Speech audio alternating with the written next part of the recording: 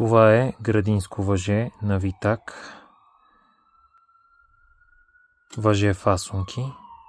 Дължина 15 метра с фасунка на всеки 1 метър, т.е. 15 фасунки.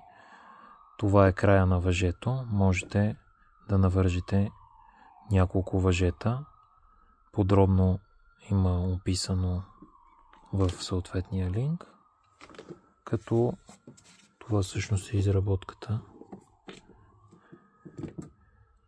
И обикновено са предвидени за този тип кружки, които не са включени в комплекта.